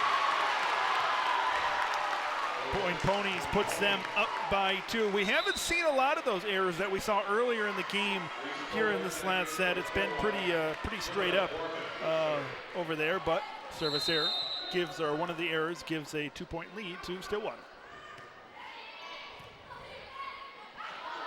If you're curious, the Ponies have not gone to a tie-breaking 5th set at all this season in standard play. Reese Kohler serves or hits that out of bounds. This is the thing.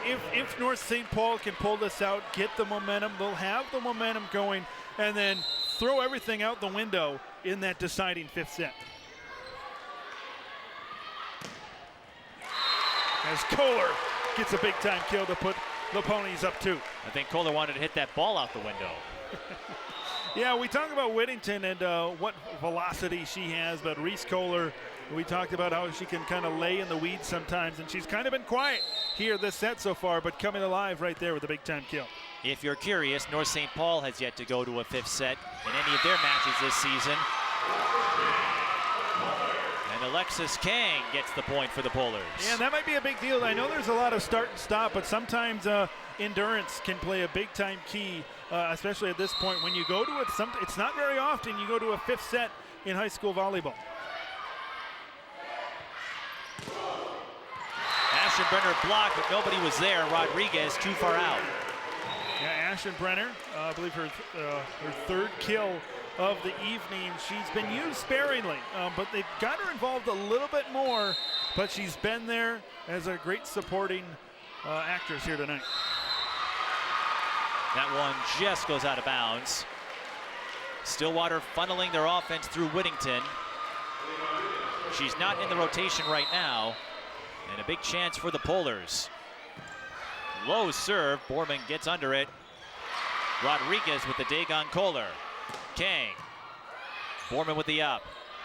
Walsh behind the back pass to DeJarnett. Polars keep the rally alive.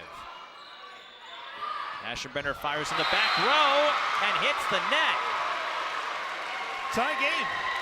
Tied at 18, and now that North St. Paul has the serve, this is going to be a chance for them to take the momentum late in the set, just 2 points away from 20. Who will come out on top? Stenman with a laser. That's picked up by Walsh. DeJarnett hits that one out. Although North St. Paul will take the lead, that's a big-time dig by Olivia Walsh for the Ponies right there. They weren't quite able to finish, but Olivia doing a great job keeping it alive. That's a big break for the Polars. Olgin misses the mark. Same spot as the previous one, and it's just the accuracy, and it might come down to accuracy tonight. Now the Polars has a 2-point lead and a timeout now. Timeout Stillwater. How long do you keep Whittington on the bench? Yeah, not for very long. Right now, we'll see how the rest of the set go. This will be an interesting decision, I think, that Bob Fisher has to make. I think if he puts Whittington in here, knowing what you have on the line, you don't want to give North, well, obviously you don't want to lose the set to begin with, but you don't want to give North St. Paul a lot of momentum. I think you put Whittington in this game right now, you get 2 consecutive points, you tie it up at 20. I think you can carry that success, can carry that momentum to a set victory, but it will all depend if number 7 comes back into the game. If she does, I think Stillwater's got the advantage. If she doesn't, I think the Polars are riding high. We were showing the student section, the always energetic student section earlier. There's the North St. Paul side, Stillwater taking a seat in this timeout. I wonder if Trey Cruzy is among them. You may have seen the story last night that aired on KARE 11. Trey Cruzy, a member of the football and wrestling team, and will now become famous for a rather special friendship with a fellow Stillwater students. Very inspiring story that aired last night. Boyd Hubert did a fantastic job, as per usual, on his series, Land of 10,000 Stories, and it was just great to see that last night. If you haven't seen it, go check it out, but do so after this game because we've got an epic finish coming your way, and North St. Paul up 3 points in the 4th set. Talk about strategy, keeping Maddie Whittington on the bench currently, and it results the other way. It's a 3-point lead for the Polars. Walsh to Olchin, in fact. Well, Aschenbrenner stuck in the back row, so that doesn't help the Ponies either.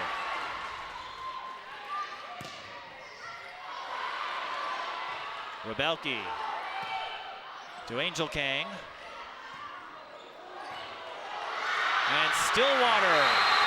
Some miscommunication. And the Polars are up by 4. Some back and forth there for Stillwater. At least one of our guys is happy. Some back and forth there for Stillwater.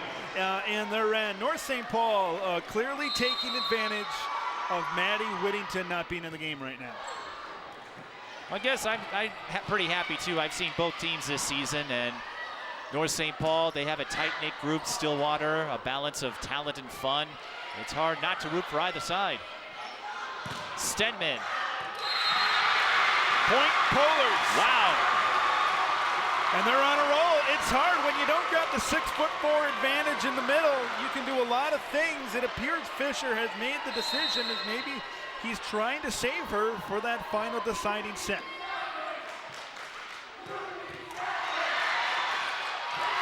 Polar gets the Ponies a much-needed point, and if nothing else, here comes Maddie Whittington. Yeah, but I think Bob Fisher's seen enough. Maddie coming into the game, big number 7, going to be Maddie in the front. Now they got the serve, a 4-point deficit. We'll see if the Ponies can rally back. And look who else is out there, Maddie Olchin. Low serve, and that plays right into the Ponies' hands. 3-point. No, St. Paul scores. Net violation. Oh my! So we'll redo the score. Wow. That's big. That is big. Sorry to interrupt, but the scoreboard has 24-22. We've got 24-19. Something's amiss. All right, we're back to normal. So the Polars have 5 set points. Whittington got blocked there. Big time block. A high dig. Now Whittington has to set up for Olchin. That's not what the Ponies wanted. Play at the net, won by the Polars. And for the first time this season, both teams will decide it in a 5th set. What a game this has been. When we thought North St. Paul was out of it, here they come storming back.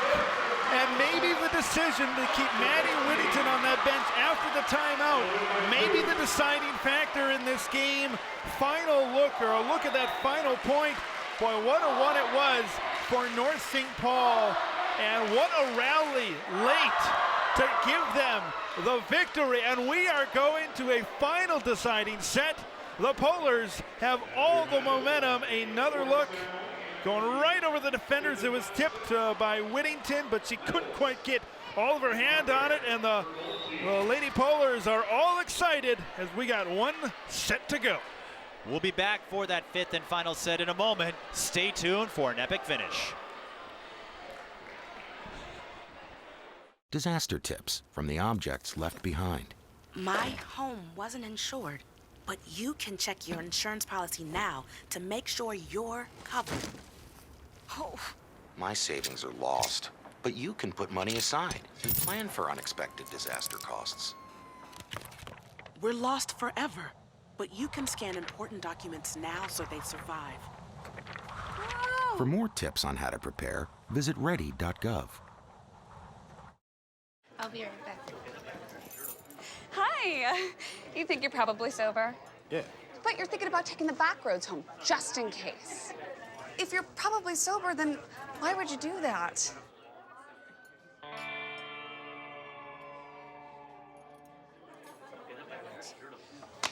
Good choice.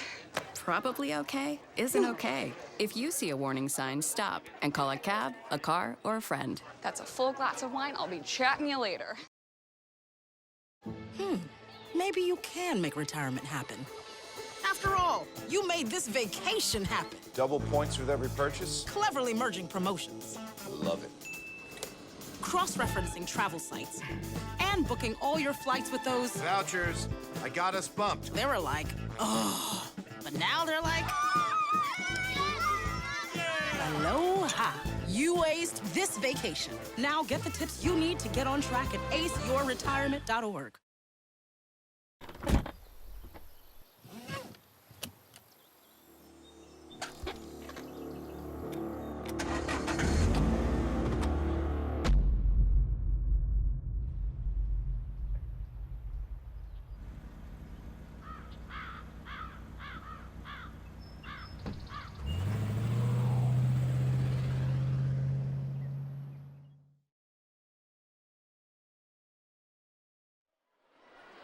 One set away from a section crown. Who will wear it? Stillwater or North St. Paul? Mike Beaton and Ted LaRue are going to find out along with the rest of you here on SEC Sports. I'm amazed. You know, this Stillwater team, you brought back Maddie Whittington. I was thinking they were going to roll through without much difficulty, and here is the scrappy North St. Paul team forcing a fifth set. As we noted, neither team has played a fifth set at all this season. How is that going to affect both teams? Yeah, it looked that way. It looked like Stillwater was well on their way to a section championship there in that set. But North St. Paul has been gutsy.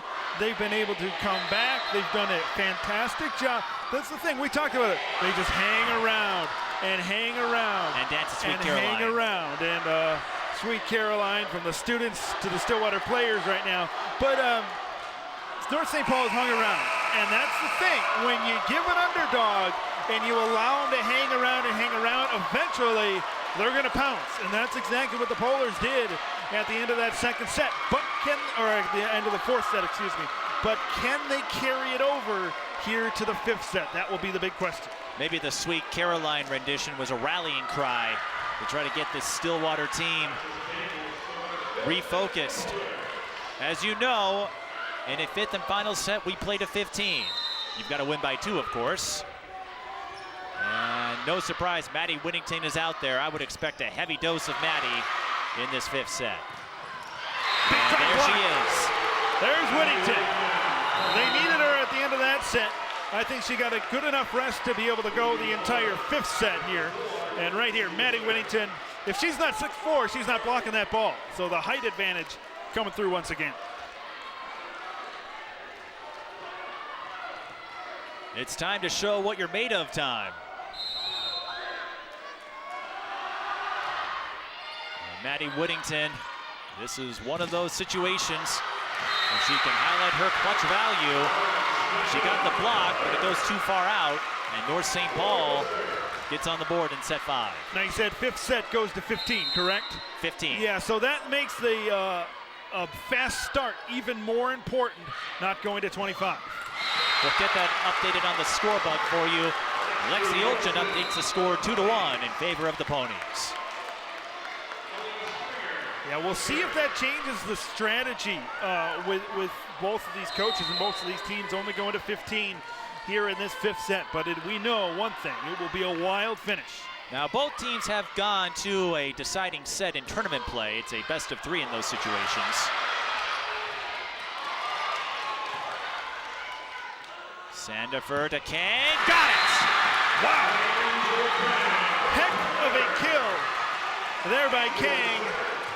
Once again, putting it in between the blockers to tie this one up at 2. There's going to be a lot of emotion coming in this final set.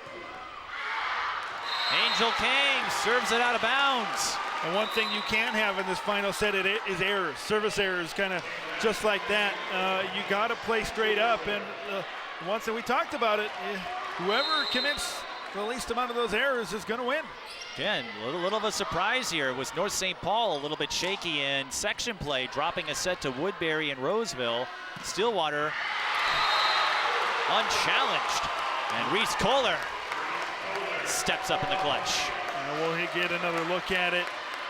Kohler just deflects it off the defender, and a 2-point lead in a shorter set is going to be a big advantage. Well, not for long. Kate Raditz serves it into the net. So now we're all tied up at service errors, at least 4-3. In this service errors. Service okay. errors were one apiece here. I got you. In this set, and we'll see how that carries on the rest of this set. Your math serves you well, Ted. Reese Kohler gets it inside the line. Just inside the line. You know, it's plays like that. You know, just decided by inches could decide the outcome of this game, but a big-time hit and some nice accuracy by Kohler. Whittington on the bench right now for the Ponies. Walsh to Kohler. Walsh with the up. Aschenbrenner sends it over with 2. Rodriguez blocked. but out of bounds. Kohler has been doing a pretty good job here with Whittington on the bench. We'll take another look, see how this one was set up. Good block over there by the Ponies. DeJarnett, but couldn't keep it in. If North St. Paul wins, Selena Rodriguez is your X factor. Aschenbrenner scores off the block. You got to get points however you can get them here in this deciding fifth set. And we all know it's going to be tough. We all know both teams are going to throw everything they can at the other. So you get them how you can, and the Ponies lead by 2. Aschenbrenner to serve. Polars couldn't get under that one properly. Kohler through the middle. Got it! Reese Kohler, when Stillwater needs her most, is coming up with big plays. Yeah, Kohler is doing a great job in the absence of Maddie Whittington on the bench, and she's really stepped up so far here in this fifth set. We noted earlier, consistency has been an issue, but if she's locked in, she can do wonders for the Ponies, and she comes up again with another big play. And a 4-point lead in a first to 15 set is a tough deficit to come back from, but I think North St. Paul taking a timeout here. They're hoping that they can regroup and hopefully try to cut back into this lead. But what a game we've had the privilege of calling here tonight, Mike, and it just shows you when you get to the postseason, section finals, anything can happen and everybody's good. Right, throw the seeds and records out the window. Reese Kohler, if you're wondering about the spelling of her name, R-E-E-C-E, her mother, Julia, wanted to avoid giving the other Reese's spelling so that she wouldn't be referenced by the confectionery delights. That is a popular Halloween candy. And then Julie tells me she ends up calling her daughter Reese, her Reese's, something like that. But she's somebody who can be a shy at first, but once you get to know her, she'll open up. I did that piece on Reese and Maddie on Ponies All Access. Reese and I spoke for 20 minutes. Reese and then is another a 10 minutes. a beautiful mixture of peanut butter and chocolate, a beautiful mixture of finesse and power. Reese Kohler is, and she's really carried them. And there she is again, but a nice dig. That was Sandifer with the up. Stenman goes off speed. Walsh picked it up. DeJarnett with the one-handed lob, and it drops for a point. Wow, that takes a lot of awareness to know exactly where you're going to put the ball. You're winding up for the kill, able to pull up, and really, I mean, that is a finesse play, but able to tap it a long distance right into the corner. Ponies up by 5. Stenman hits that out of bounds. North St. Paul needed to come out of this timeout with a vengeance, but they've surrendered 2 points in a row out of the timeout. A 10-4 deficit, 6 points, and not having the ball to serve is going to be tough. Stillwater 5 points away from a return trip to state. Lauren Stenman goes into the net, and the Ponies can smell another trip to the X.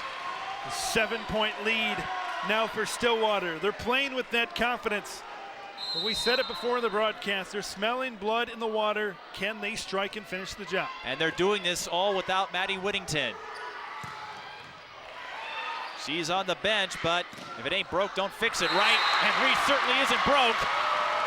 She's amazing. She's carrying them. She's carrying them in this set. It just shows you just how deep this Stillwater team is. Reese Kohler taking over here in this fifth set. Another look, good setup by Olivia Walsh. And right off the block and getting it inbounds gives the Ponies an 8-point lead. They are 3 points away from their second straight trip to the state tournament. And all match long, we are talking about Stillwater's big three: Maddie Whittington, Brooke Aschenbrenner, Reese Kohler. And for most of this match, it was Maddie. And she's thrown so many spikes down, I think my arm might fall off just watching it. But here's Reese Kohler, who had some control issues early on. She's locked in, and the Ponies have an 8-point lead, as you noted, and only 3 away. It tells you just how talented, how much depth this Stillwater team has. I know you say if it's not broke, don't fix it. But if I'm Bob Fisher, put in Maddie Whittington. You got to have that killer instinct to put this game away. We'll see if they do. Nope. They don't. That's why I guess I'm not a volleyball coach. That's why we're up here.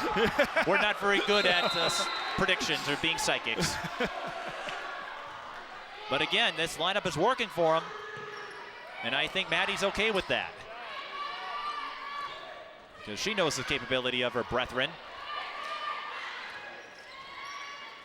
This has been a fun back and forth duel. And North St. Paul can take a lot of positives away. Selena Rodriguez not ready to go quietly yet. That's going to be a big one. Now they'll get the serve off to Jarnett and out of bounds. 7-point game, they got the serve. Let's see if they can get a rally together. No mistakes if you're the Polars. Walsh to Kohler again. Wow, Reese Kohler. Maybe you should be a volleyball coach. You know what's best for these teams. That's the lineup. You're saying. Reese Kohler going out. That's Here the comes lineup. Maddie. So we get Kohler for Whittington, basically. A few other maybe substitutions in there, but man, she has stepped up big time here in this 5th set. Reese, a lot of fun to be around. And she's played a big part for the Ponies' success. And look who's there on that play. Maddie Whittington and the Ponies have 9 match points. 1 point away from trip number 2 to the state tournament. And this is an awesome team. They got the depth. You've seen it with Maddie Whittington out a couple of times in this game. And Britta Borbin ends it with the ace. Stillwater goes back to state. And the student section wants to greet them, but they can't quite do it just yet. There's the award presentation, but what a match. What a match. A great example of resilience on the part of Stillwater for North St. Paul. A heartbreaking defeat. Stillwater won, yep. Did Stillwater win? Yep. But you got to give props to North St. Paul. They forced it into a 5th set when many thought this would be a straight set sweep. Stillwater, perhaps their most heart-wrenching game of the season, but they get it done when it mattered most. And they'll be going back to the X next Thursday. Ted, you and I are going to have more games to cover, aren't we? That's, wow, what a game. I mean, credit to both of these teams. They hung in, the North St. Paul hung in there. Stillwater did a great job, of course, hanging in there when North St. Paul came back. Both these teams were great here tonight. This was one of the better volleyball games I think I've seen all year long. And congrats to Stillwater, but also congrats to the Polars on a great season. Yes, indeed. So that wraps up the fall coverage here for SEC Sports, with the exception of tomorrow's Section 4-5A football final. We'll have plenty of winter coverage coming your way. A fine run by North St. Paul. They finished second in the section again. Congratulations to the Stillwater area Ponies, who will return to state in a thrilling 5-set win. I'd like to thank all of you for joining us over these last couple of hours on SEC Sports. For Ted LaRue, I'm Mike Peden. We'll see you next time.